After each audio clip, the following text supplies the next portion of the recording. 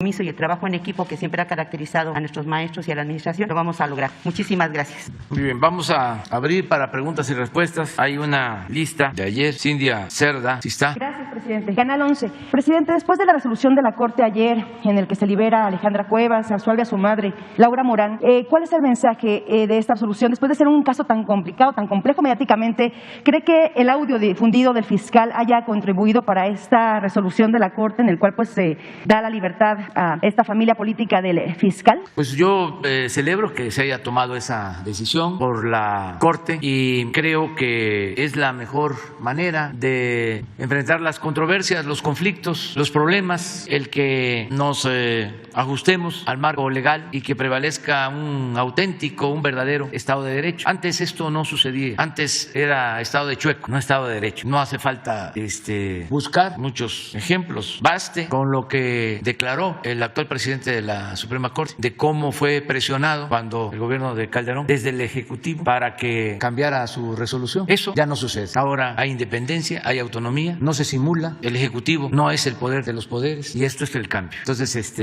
es lo que puedo comentar y qué bueno que se resuelven todos estos casos por la vía legal y que se demuestra que al margen de la ley nada y por encima de la ley nadie. Gracias, presidente. En otro tema, después de lo ocurrido ayer, de los supuestos balacera que se había reportado algunos medios locales allá en Cancún, esta conmoción generalizada de los actos de violencia, pues definitivamente llevaron a que muchos medios de comunicación hicieran esta difusión profusa de actos de violencia cuando en realidad pues se trataba de que se habían tronado unas bandas. ¿Cuál es su impresión? Pues después? Es que andan solo en busca de, coloquialmente hablando, de las podridas. En eso andan. Entonces inventan qué fue lo que sucedió en el aeropuerto de Cancún al mediodía. Se cayeron unos espectaculares y entonces se dio a conocer que era una balacera y que había habido después una explosión y como pues hay comunicación, ahora sí que al momento por los teléfonos, por las redes, la gente que estaba ahí pues se asustó. Pero así estamos, entonces hay que actuar con responsabilidad, con ética, en el caso de los medios, todos, las redes sociales y los medios convencionales. ¿Cuál sería el mensaje para los turistas que pues salieron asustados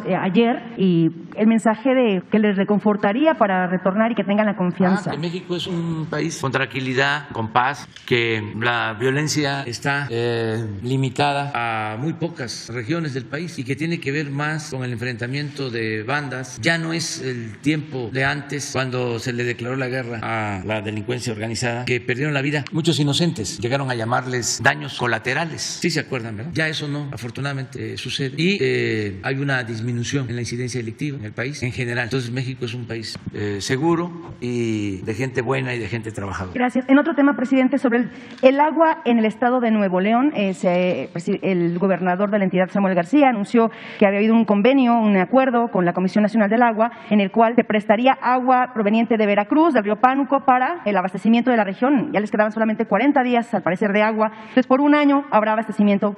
Sin embargo, el gobernador de San Luis Potosí ha mostrado su inquietud en qué tanto podría afectar este redireccionamiento del flujo de agua hacia Nuevo León. ¿Qué se ha resuelto? ¿Qué conocimiento tiene usted del tema? ¿Y cómo se va finalmente a dar solución a esta problemática de agua en esa entidad? Y si viene hoy el gobernador aquí a verlo, Samuel García, si nos puede confirmar. Sí, hoy tengo reunión, vamos a encontrarnos con el gobernador de Nuevo León y el gobernador de Jalisco. Y en los dos casos el tema principal es el agua, más en lo que corresponde a Nuevo León, aunque también se está atendiendo el problema de falta de agua en Jalisco. En el caso de Nuevo León hay un plan conjunto que se ha venido aplicando. Nosotros ya hemos invertido como 2,000 millones de pesos para el abasto de agua en Monterrey, en la zona metropolitana, y lo vamos a seguir haciendo, pero no está contemplado lo del PAN. Eso la vez pasada aquí se preguntó y aclaramos que era un proyecto que se impulsó desde hace algunos años y se canceló porque pues hay oposición en Veracruz, en Tamaulipas, en San Luis, en Hidalgo. Entonces se están buscando otras opciones. Ahí la inversión que se está destinando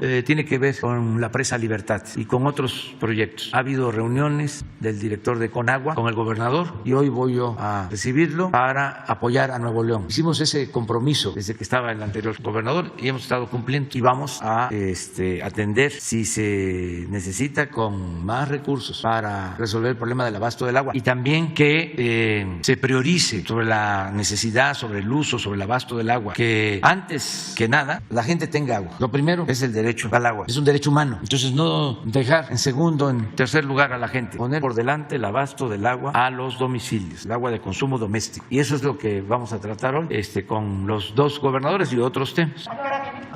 Pues yo creo que va a ser a las 10 y a las 11. 10 y 11. No tengo exacto. Muy bien, entonces vamos con Carlos Guzmán. ¿Qué tal, presidente? Buen día, Carlos Guzmán de Aba Noticias de Veracruz.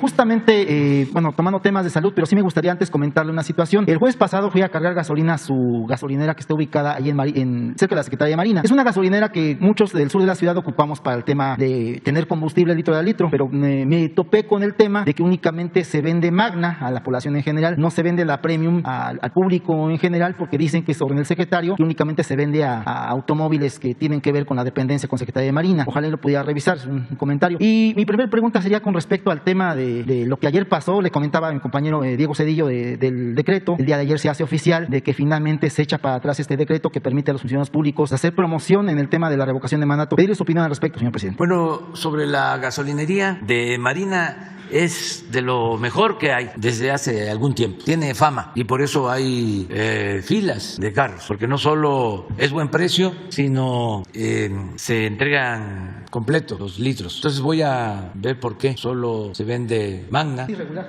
Sí, vamos a ver, pero eso se va a resolver. Esa es una gasolinería que es ejemplo de cómo deberían de funcionar todas las gasolinerías. Esa gasolinería está en Coyoacán, ¿no? Sí, en Eje 2 Oriente y bueno, lo que es donde está la Secretaría de Marina. Sí, justamente. por la Secretaría de Marina. Sí, entonces lo vamos a tratar. El otro tema que tiene que ver con La decisión del Tribunal Electoral del Poder Judicial de la Federación con respecto al decreto que permitía a los funcionarios promocionar la revocación de mandato, señor presidente. no sé qué resolvieron. ¿Anulan el decreto? Sí, como se lo comentaba mi compañero el día de ayer, Diego Cedillo, justamente es eso. Puede ser. No sé si tengan facultad. Es proyecto. Es proyecto. Ojalá y pues no prospere, porque cómo va a haber un decreto o cómo se va a anular un acuerdo del Poder Legislativo que tiene que ver con la promoción a la democracia y cómo un tribunal electoral va a estar en contra de que se difunda una consulta, un plebiscito, un referéndum. Es una paradoja, es contradictorio, es un absurdo, además de ser antidemocrático, pero hay que esperar. A lo mejor todavía no está resuelto. Ya lo aprobaron. Ya está aprobado. Pues Sí. ya. Incluso hoy es nota en uno de los periódicos que regularmente usted lo critica. Ya lo aprobó el tribunal y ya no queda Ya no se puede. ninguna Ya no otra se- instancia. Ya es definitivo. Sí, es pues ya. decisión del tribunal. Por eso era. Por eso hace falta una reforma. Ya vamos a hacer la propuesta. Había comentado que después de la revocación de mandato le iba a mandar. pasando el 10 de abril. Vamos a enviar una iniciativa de reforma a la Constitución para garantizar la democracia en México. Que ya no haya jueces con actitudes tendenciosas en lo electoral. Esto es, que no haya consejeros, que no haya magistrados, que no tengan vocación democrática. Y también que se garantice el voto libre, secreto, que no haya fraudes electorales. Nosotros llegamos a la presidencia luego de luchar muchos años y de padecer fraudes electorales. Entonces tenemos que dejar consolidada la democracia y vamos a presentar esa iniciativa. Y lo vamos a hacer con la participación de todo el pueblo. ¿Al Senado o a la Cámara, presidente? A la Cámara de Diputados va primero. Y les adelanto, voy a proponer que sea el pueblo el que elija a los consejeros electorales y a los magistrados. De manera directa. ¿Por voto? Con voto abierto. No, espérame. El pueblo va a elegir de forma directa. Se acabó, o espero que se acabe, lo de los acuerdos populares contrarios al interés del pueblo. Los consejeros y magistrados. Pero ya vamos a plantear la reforma para que haya una renovación y que lo haga el pueblo. Los tres poderes van a presentar a ciudadanos verdaderamente independientes, de inobjetable honestidad. Cada poder va a presentar a 20 ciudadanos, 60 para el caso de consejeros y algo parecido en el caso de magistrados. Y esos 60 van a ser votados en elecciones abiertas. El que saque más votos, ese va a ser el presidente, buscando que sean mitad mujeres, mitad hombres. Ya les di un adelanto. O sea, ya no me pidan más. Hablando de temas de justicia. Bueno, ya. Hablando de temas de justicia, presidente, el día de ayer fue, como decía la compañía de Canal 11, fue liberada Alejandra Cuevas, pero ella pide una audiencia con usted porque tiene miedo. Le pide una audiencia para que le brinde usted seguridad. ¿Se la dará la audiencia, señor presidente? Ya di instrucciones hoy al secretario de Gobernación que establezca comunicación con ella y que se le ofrezca, que se le brinde toda la protección y todo el apoyo. La van a buscar ya de inmediato, de mi parte. Y finalmente, aprovechando que está la secretaria de Educación Pública, la jefa de gobierno había comentado hace algunas algunas semanas en el tema de la educación, de que ella era de la idea de que ya se regresara a clases todos los días. Es preguntarle, señora secretaria, usted es maestra de formación de aula, como pocas ha habido en la Secretaría de Educación Pública, pero el tema es justamente por conocer esta cuestión, esta idiosincrasia que se trata con los chicos, es preguntarle si ya se contempla justamente con el subsecretario Hugo López-Gatell el tema del regreso a clases ya diarias o la normalidad completa. Es preguntarle a ambos si ya se contempla esta posibilidad y para cuándo sería, señor secretario o señor subsecretario. Adelante. Muchísimas gracias, por cierto. Sí, pues buena pregunta. Efectivamente nos hemos conducido con ese respeto a la decisión de cada institución, como se ha marcado. Aquí nada es por la fuerza. Sin embargo, ahorita en atención a los resultados que se tienen por parte de salud, que ha habido una muy buena coordinación y estamos de manera diaria y al pendiente de cómo se dan los casos. Sí, ya hay las condiciones para que los pequeños ya estén y los jóvenes ya estén de manera ya normal. De hecho, sí, adelanto, hay estados que ya están trabajando de manera normal.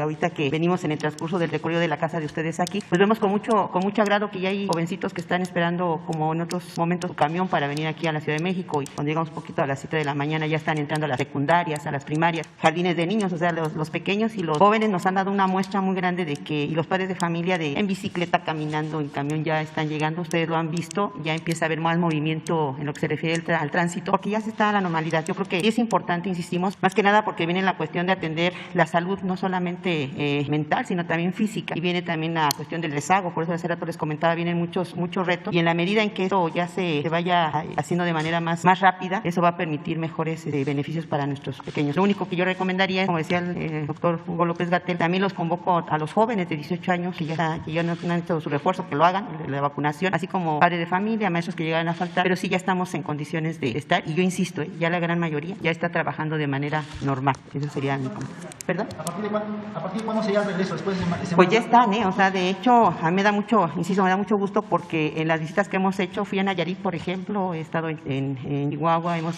tenido la oportunidad de visitar escuelas y ya están trabajando de manera normal. A mí me da mucho gusto porque además de los niños, están los padres de familia, siguen haciendo sus protocolos, siguen apoyando en la limpieza de las instituciones, trabajando en algunas mejoras. Entonces, ya de hecho ya están. Veracruz también ya vemos con gran satisfacción, Estado de México también ya está de manera normal. Entonces, yo creo que esto ya está. Son realmente mínimos los casos que todavía hicimos, respetamos, pero de manera muy respetuosa. La propuesta es de que ya los machos ya están vacunados, se les está apoyando. No podemos a lo mejor decir más porque a veces la limitación de ahorita de la veda y todo eso, pero sí estamos bien y yo creo que ya es tiempo, ya debe de hacerse. Muchas gracias. Sería bueno que, para contestar tu pregunta, que Hugo presentara de todas las escuelas abiertas, solo 8 de todas han tenido algún hecho, algún asunto relacionado con COVID. ¿No tienes el dato, por favor? Porque esto ayuda. Estamos también que se dé el dato de cuántas escuelas están abiertas, creo que ustedes, para que vean que es una cosa mínima, ya se puede regresar y ya se está haciendo, ya son muy pocos los casos. Y agradecemos mucho a los padres de familia, a las maestras, a los maestros, que se han portado pero muy bien, a la altura, porque no solo es el daño de la pandemia, sino el atraso que origina en lo educativo, que no es lo mismo la educación a distancia que la educación presencial. La escuela es fundamental. Entonces ya se ha ido avanzando. ¿Tienes el dato?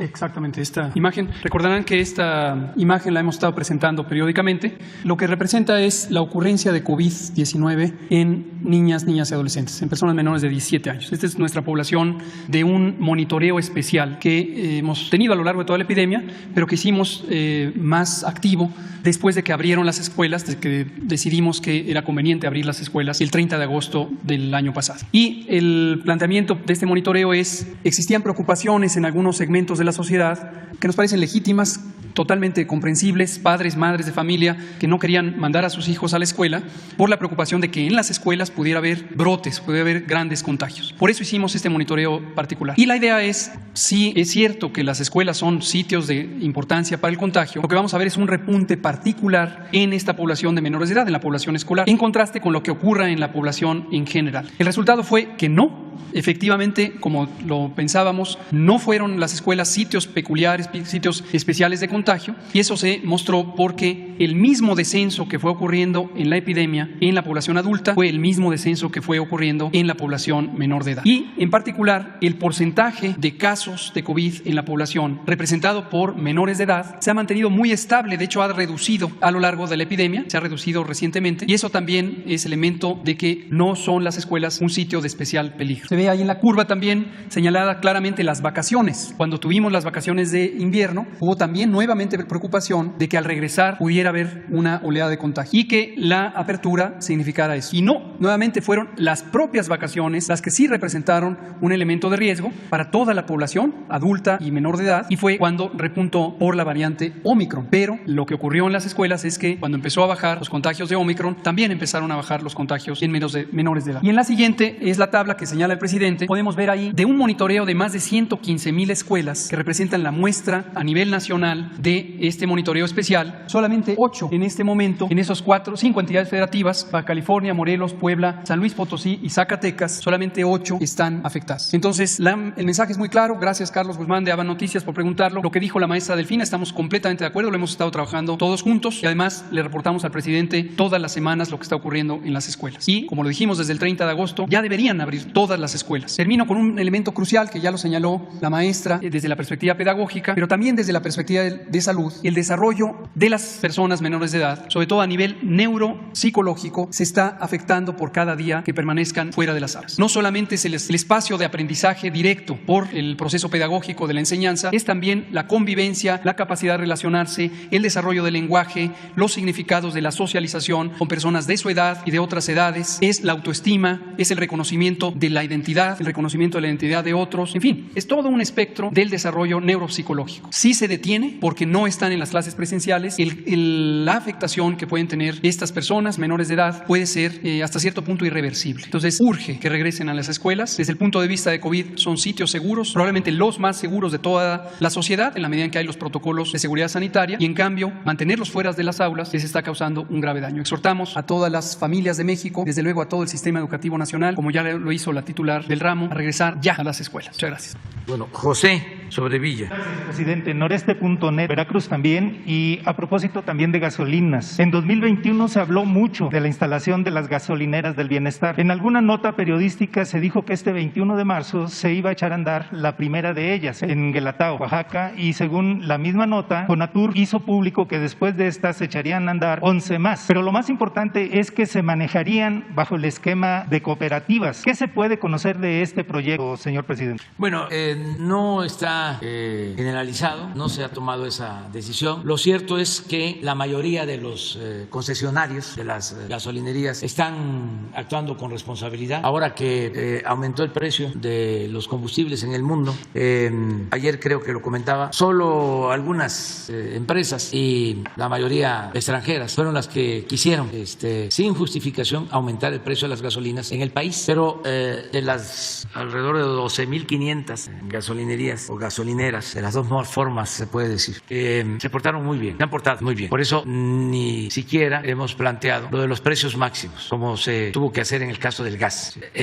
Sí se podría impulsar el que con cooperativas se puedan atender estas gasolinerías, y hay forma de que con Pemex se pueda llegar a acuerdos. Hay lugares muy distantes donde si la gente se organiza pueden tener sus bombas y pueden tener ahí la distribución de combustible si se ponen de acuerdo con Pemex. En el caso de Guelatao ya está la gasolinería. Ahora estuve por allá. Lo que pasa es que me estaban invitando a inaugurar y no se puede, pero ya está. Hay un video, a ver si lo encuentran, en donde me paré a la entrada de Guelatao y me estaban invitando a pasar a la nueva estación de distribución de combustible. De los que andan en la red. La podría tomar como mal el INE, yo creo. Ah, sí, también, es cierto. Mejor no lo ponga. No me vayan a cepillar. Okay, sí, pero bueno, esa es la explicación. Ok, presidente, gracias. En diversas ocasiones usted se ha referido al modelo de inversiones de asociaciones público-privadas, las APP, como un esquema corrupto manejado desde la Secretaría de Hacienda, donde recomendaban a estados y municipios, a empresarios para la realización de obras que salían hasta 5 veces más caras. Y tenía usted razón. Incluso en un video mañanero usted citó el caso del hospital de Zumpango en el Estado de México como ejemplo. En Veracruz, da pena decirlo, en la administración administración de Miguel Ángel Yunes se promovió una APP llamada NL Technologies SADCB para suministrar alumbrado público, que finalmente fue a costos de inversión triplicados con un financiamiento fuera del mercado. Por ejemplo, Tuxpan, se tuvo una inversión de 64 millones de pesos y a los 10 años se ha tenido estipulado un pago de más de 250 millones de pesos por el concepto de mantenimiento, pago de luz, instalaciones de videocámaras en sitios públicos y servicio público de Wi-Fi. Ninguna de estas dos últimas se han cumplido y además la inversión no ha sido la que se convino, pues los costos de las luminarias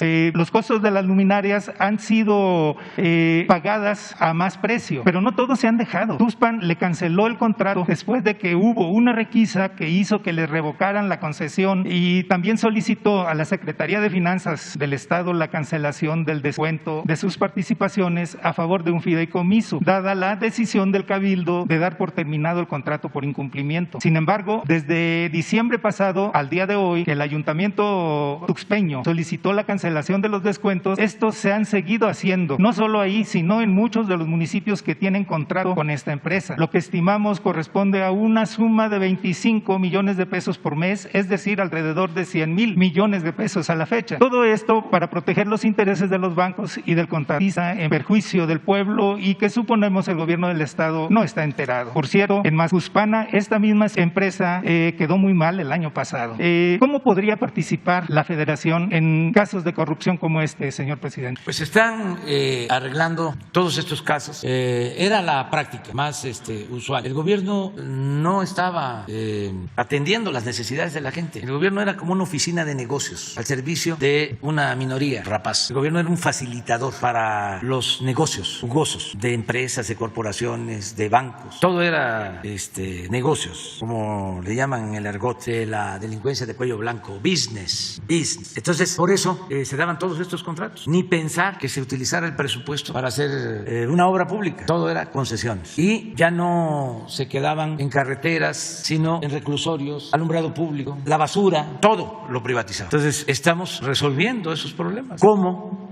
Si se va a juicios, se tarda mucho, y si se trata de tribunales internacionales, es muy probable que se pierda, porque todas estas empresas tienen mucha influencia en el mundo, despachos de abogados y todo. Entonces, lo mejor es buscar los acuerdos con las mismas empresas, revisar los contratos, porque tampoco a ellos les conviene que se cancelen y que tengan que ir a tribunales. Así lo hemos venido haciendo, así se hizo con los gasoductos, así se hizo con los reclusorios, lo acabamos de hacer ahora con unos contratos que dejaron firmados de mantenimiento de carreteras. Nos sentamos con los que tenían estas concesiones y se logró un ahorro de 1,000 millones de pesos por año, que ese dinero es el que les estamos entregando a los gobiernos municipales de la montaña de Guerrero, es de la zona, si no es que la zona más pobre de México, y para que hagan sus caminos allá. Entonces, es lo que yo recomiendo, que los gobiernos de los estados puedan llevar a cabo negociaciones, porque así están hospitales, ya hablé de reclusorios, lo que estás mencionando de las luminarias, incluso edificios de oficinas que se entregaron mediante este procedimiento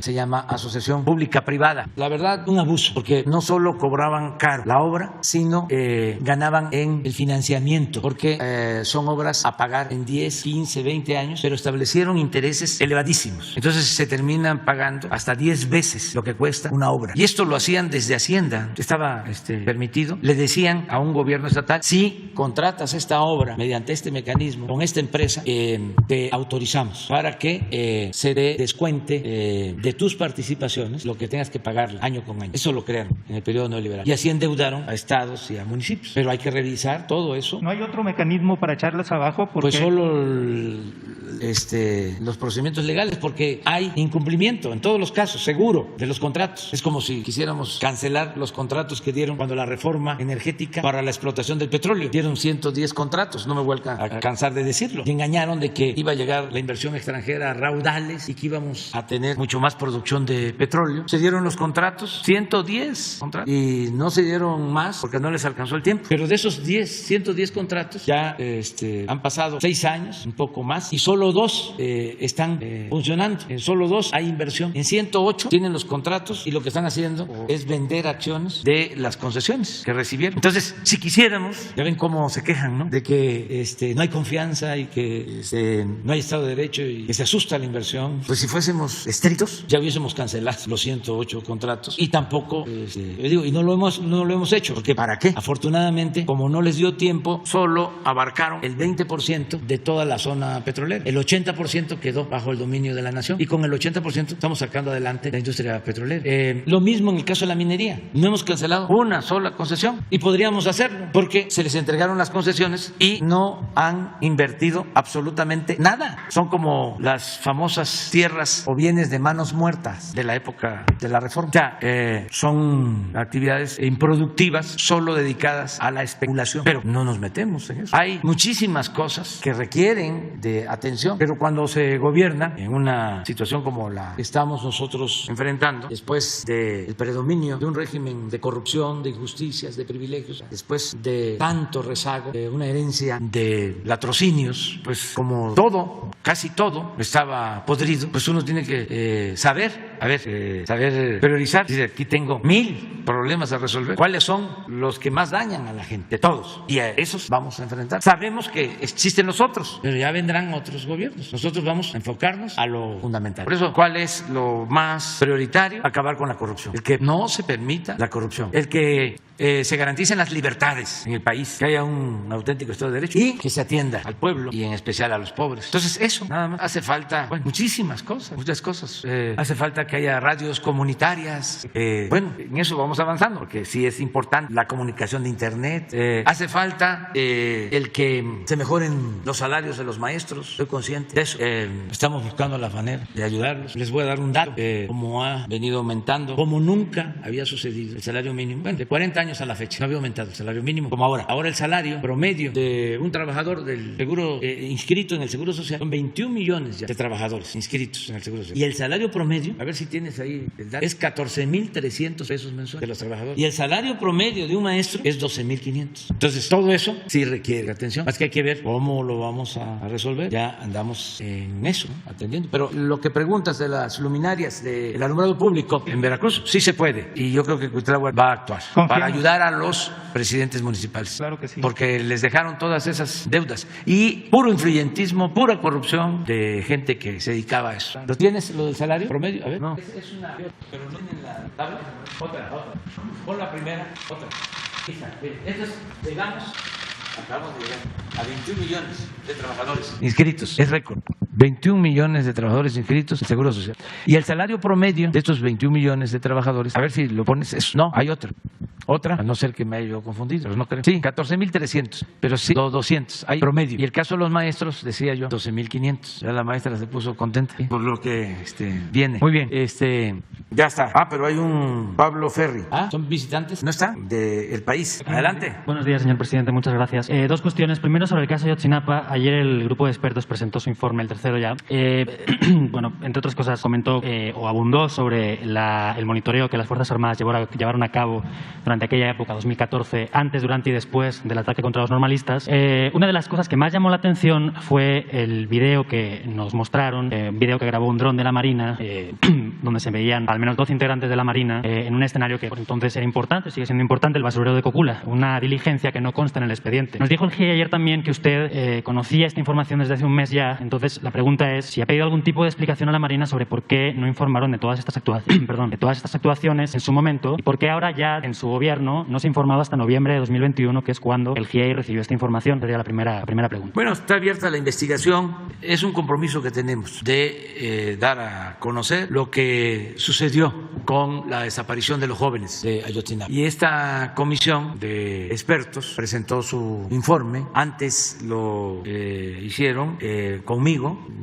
me mostraron toda la información que tenían, que iban a darla a conocer, como lo hicieron, y se va a continuar con la investigación. Ellos van a continuar un año más colaborando y se sigue haciendo la investigación. Sobre ese video al que haces referencia de la Marina, me lo mostraron y se dio la instrucción que se investigara a los jefes de Marina que participaron en ese operativo y ya han declarado. ¿Ante quién? Perdón. Ante la Fiscalía. ¿Cuántos son? Pues todos los que participaron, sobre todo el almirante responsable del operativo. No puedo decirles más, solo comentarles que está abierta la investigación y tenemos el compromiso con los padres, con las madres de los jóvenes de llegar a saber todo sobre la desaparición de los jóvenes y a diferencia de antes, cuando el país solo se dedicaba a aplaudirle a los anteriores presidentes, ahora no hay impunidad para nadie. El GIEI criticó también la resistencia durante esta administración de las Fuerzas Armadas a entregar información, a pesar de que usted mismo, a través de después de las peticiones del GIEI, instruyera de nuevo que se entregara toda la información necesaria. Pero incluso ayer, después de que se entregara parte de la información que ellos requerían, insistieron en esto.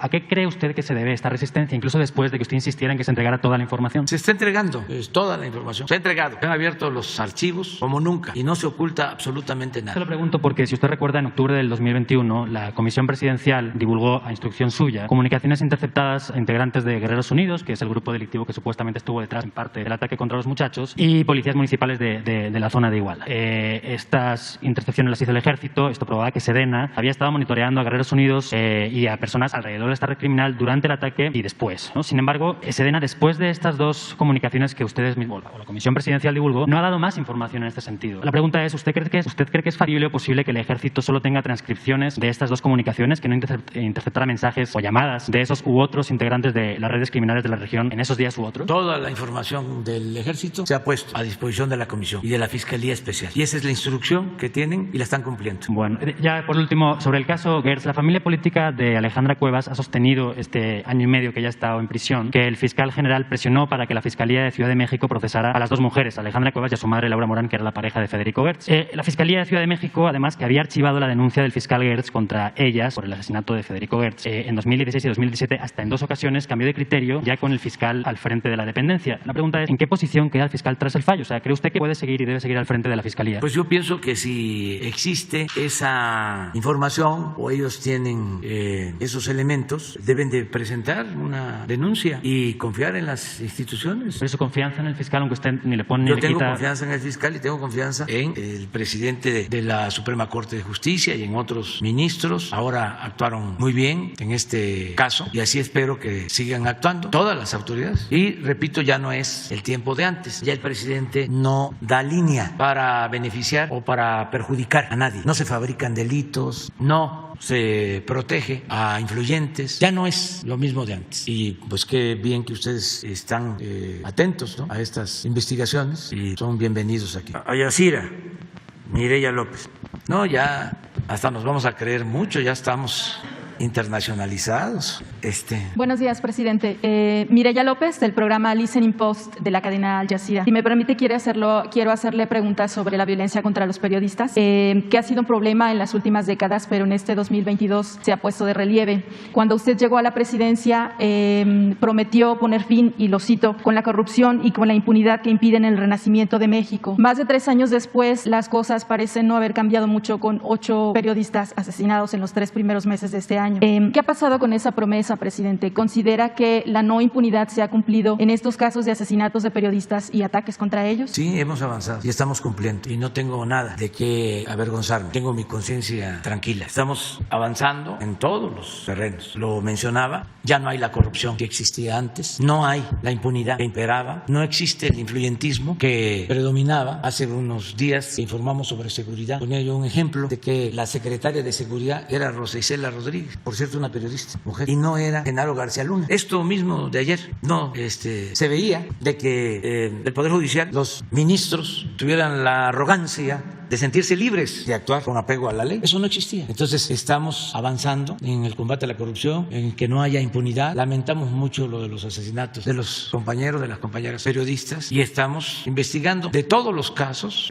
Hay abiertos expedientes de investigación y en la mayoría de los casos ya hay detenidos. O sea que los autores materiales e intelectuales están en la cárcel. Entonces no somos lo mismo. Claro, todo esto pues lo utilizan nuestros adversarios porque estamos en un proceso de transformación y ellos pues quisieran que quedáramos mal, pero no podemos fallarle al pueblo. Y por eso, bueno, utilizaron hasta el Parlamento Europeo los conservadores de México que forman parte de la internacional del conservadurismo que prevalece. Y por eso pues muchos se dejan llevar por la campaña de desprestigio en contra nuestra, porque sí hay una campaña en contra de lo que representamos, y no solo en México. Esto sucede en Argentina, y sucede en Chile, y sucede en Colombia, y sucede en Estados Unidos, y en todos lados, en España, en todos lados. Es un asunto que hay que tratar, no nuevo, lleva décadas, siglos. El predominio de una prensa o medios de información al servicio de minorías, una prensa que no toma en cuenta al pueblo, que no recoge los sentimientos del pueblo, que solo representa a los grupos de intereses creados, pero es mundial, no solo es el Reforma o el Universal, es el Washington Post, el New York Times y el Financial Times y el País. ¿Quiénes son los dueños del país? Pues puros empresarios, accionistas de grandes corporaciones. Entonces, ¿qué defienden esos intereses? ¿Por qué están enojados con nosotros? Porque ya Repsol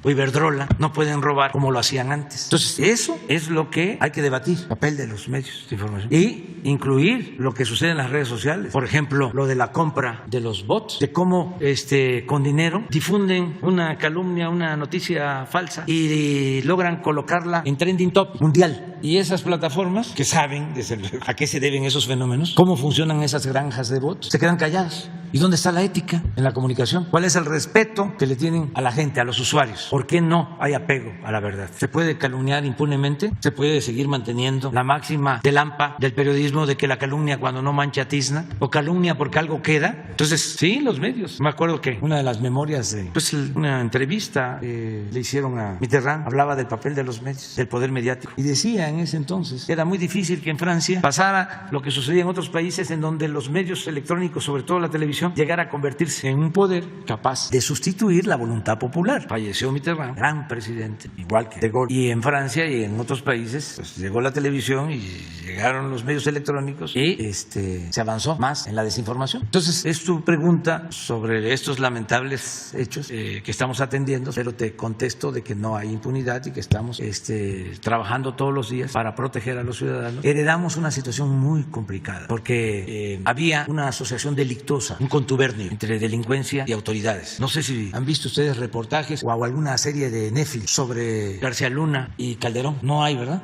¿Sí hay? Pues es eso, lo que heredamos. Entonces lleva tiempo ir cambiando. Nos ha costado, sobre todo, enfrentar el problema de los homicidios. Avanzamos en robo de vehículo, avanzamos en evitar secuestros, en robo en general, pero iba creciendo cada vez más el homicidio, muy vinculado con las bandas de la delincuencia organizada. Y ya logramos detener ese crecimiento y hay, aunque sea todavía incipiente, muy poca, una tendencia a la baja. ¿Y cómo le estamos haciendo? Pues nos está funcionando lo que no les gusta a los conservadores, a la derecha, a los fachos. No les gusta que yo diga abrazos, no balazos. ¿Y qué significa esto? Pues significa atender las causas, combatir la pobreza, la desigualdad, atender a los jóvenes. Pues como eso es lo que empezamos a hacer desde el principio, y eso lleva tiempo para que dé frutos, es ahora que empezamos a tener resultados. Y vamos a seguir con lo mismo, porque no se puede enfrentar la violencia con la violencia. Es mucha la hipocresía del conservadurismo, querer resolver todo con el uso de la fuerza. Esa es su concepción, es mano dura, exterminios, masacres, Estado represor, mátalos en caliente, y eso ya no se aplica en México. Tampoco se permite que entren armas de Estados Unidos, esos acuerdos que se hacían antes entre el gobierno de Estados Unidos y el gobierno de México para introducir armas. Entonces ya no es lo mismo. Cuesta mucho que lo reconozcan nuestros adversarios porque pues somos distintos, son dos proyectos distintos, contrapuestos de nación. Ayer hablaba yo de que Loret de Mola pronosticaba que iba a estar el dólar en 35 pesos. Él aclaró de que es apócrifa esa publicación, ese mensaje, y está en las redes. Y puede ser apócrifa, pero es lo más cercano a su pensamiento. A mí me tocó escucharlo, tengo la grabación, el día que se votó para decidir qué hacer con el aeropuerto del Lago de Texcoco. Y su comentario fue en el sentido de que el dólar se iba a ir a las nubes. Y creo que ayer vi otro, a ver si no es apócrifo, de un señor Zuckerman, que es también ultra derechista, casi fascista, con todo respeto. Lo van a escuchar ahora, porque ese no hace más que atacarnos, pero es obsesivo. A ver si no está. Es de está en todo en contra, pero sobre el dólar, que está incluso, parece que en una entrevista, o está entrevistando al director del Economista, de un periódico especializado en finanzas y en economía. Es de antes de que tomáramos posición, pero también un pronóstico así. Ya ven cómo decían de que iba a ser México como Venezuela, con todo mi respeto al pueblo de Venezuela, a todos los venezolanos, porque también es una falta de consideración a los pueblos, el estigmatizar. Cuando había la violencia del narcotráfico en Colombia y se hablaba con un colombiano, se le veía así, con malos ojos. Son pueblos buenos. Bueno, una campaña en contra de Venezuela. ¿Qué acaba de suceder ahora? Bueno, pues me da gusto. Ya se arreglaron. Ya Chevron va a extraer 1 millón de barriles diarios de Venezuela. ¿Y dónde quedó el pleito? Pero qué bien que se acaben los conflictos. Entonces, aquí la apuesta era de que nos iba a llevar el tren. Y no nos ha llevado. Ni siquiera nos ha arrastrado nada. Pero en la pandemia, la economía, la seguridad, ahora que estamos inaugurando obras, contra las obras, salen los pseudoambientalistas, además con mucho dinero de por medio, estas campañas financiadas. Dice un actor, es que yo no recibo sobres amarillos. No, son transferencias electrónicas. Eso del sobre amarillo ya pasó de moda. Saben que cuando eran los sobres amarillos había un periodista famoso de la época del chayote, porque ahora ya está más sofisticado. Ahora ya se convierten hasta en empresarios inmobiliarios. Pero antes, en las campañas, cuando dominaba un partido, los llevaban en camiones a los periodistas. Ya después eran aviones, y a Nueva York y a París. Pero en aquellos tiempos eran camiones en la gira. Y había uno que era muy famoso como periodista, pero dormilón, y se subía al camión a roncar. Pero pasaban con la bandeja de los sobres, iban entregando, y estaba dormido, pero hacía así, y le ponían el sobre y hacía así, faltan 100. Eso se llamaba piquete de ojo, o sea, le sacaban al sobre los que repartían. Entonces, pues ya eso del sobre ya es historia, es otra cosa. ¿No lo encuentran? Bueno, ya si no, para mañana, porque sí es interesante. Es un diálogo, es eso. Es él dice, va a llegar a 27 pesos el dólar, dice Zuckerman. Y está con el economista, que también dice que nos va a ir muy mal, el director. Pero bueno, no sé si tengas otra pregunta. Sí, tengo una segunda pregunta. Compromiso 90 de 100 que usted hizo dice, se respetará la libertad de expresión. Nunca el gobierno aplicará censura a ningún periodista o medio de comunicación. En este mismo espacio se ha hablado de periodistas y se ha mencionado medios como los que acaba usted de nombrar, que critican su gobierno. Inmediatamente a través de redes sociales o por otros medios llega la estigmatización y probablemente el desprestigio de estos medios y de estos periodistas. ¿No cree usted que ese tipo de menciones en este espacio alientan o provocan los ataques cibernéticos o en redes sociales y otro tipo de ataques contra los periodistas y medios de comunicación que aquí se mencionan? No, nosotros garantizamos la libertad de expresión. Nadie es censurado. Nunca habían insultado tanto a un presidente. Yo creo que solo en el caso del presidente Madero. Nunca.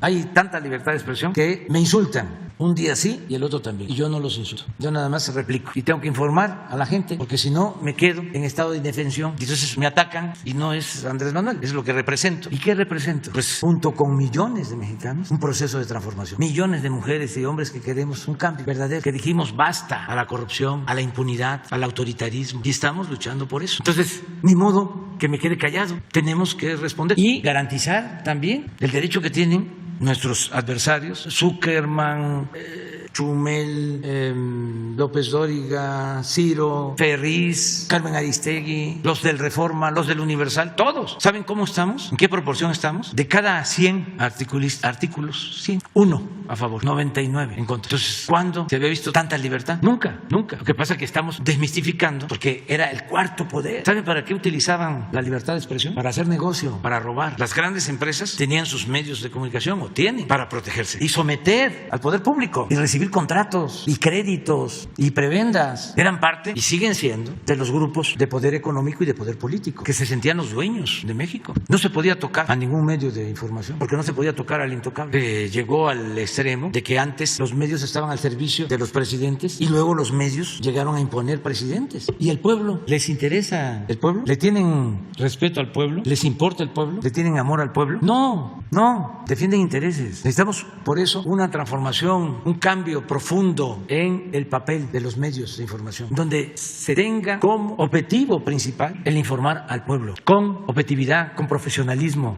Eso es lo que se requiere, no los medios para la cúpula, porque así está, es para los de arriba. Son, siempre lo he dicho, dos mundos, dos esferas, la llamada sociedad política y el pueblo raso. Y para todos los informadores, con honrosas excepciones, lo que importa es la sociedad política. El pueblo no existe para ellos. Entonces ahora es distinto y por eso el desconcierto, como se están dando todos estos reacomodos, pues no hay más que atacarnos, pero pues yo creo que ya a estas alturas ya deben de saber que nosotros no vamos a dar ni un paso atrás. Imagínense tanto tiempo luchando para llegar y hacer lo mismo, convertirnos en peleles de los potentados o en florero, estar nada más aquí de adorno, o para que nos digan, señor presidente, que yo pueda decir, ¿qué horas son? Las que usted quiera que sean, señor. No. Nada de esa parafernalia de poder nos importa. Lo que queremos es la transformación del país, cambios verdaderos, no simular, como ya sucedió, que hablaron de un cambio y fue más de lo mismo. Gatopardismo, eso que consiste en que las cosas en apariencia cambian para seguir igual. No, y vamos siempre a ser muy respetuosos de la libertad de expresión y a cuidar la vida, garantizar los derechos humanos, que es el principal de los derechos humanos, de manera sincera, por convicción. Nosotros venimos luchando desde hace décadas, desde que entré a la universidad, bueno, desde antes ya tenía yo estas ideas, gracias a mi maestro Lara Laguna. Cuando entré a la universidad, a la Facultad de Ciencia Política, eso se lo acabo de recordar en una carta que le envié al presidente Boric de Chile, en 1973. Me tocó primero analizar el proceso chileno y luego, con mucho dolor, lo que fue el asesinato del que haya perdido la vida, un gran presidente, Salvador Allende. En 1973 estaba en primer año en la Facultad de Ciencia Política y vivía yo en la casa del estudiante tabasqueño, aquí cerca, la colonia Guerrero, la calle de Violeta. Vivíamos 80, nos daban alimentación y hospedaje, una beca. Y cuando se dio el golpe, yo y dos compañeros más pusimos en el pizarrón un manifiesto, escribimos. Entonces, no es de ahora, llevamos ya muchísimo tiempo en esta lucha y no vamos a traicionar. Ya está, a ver, miren eso.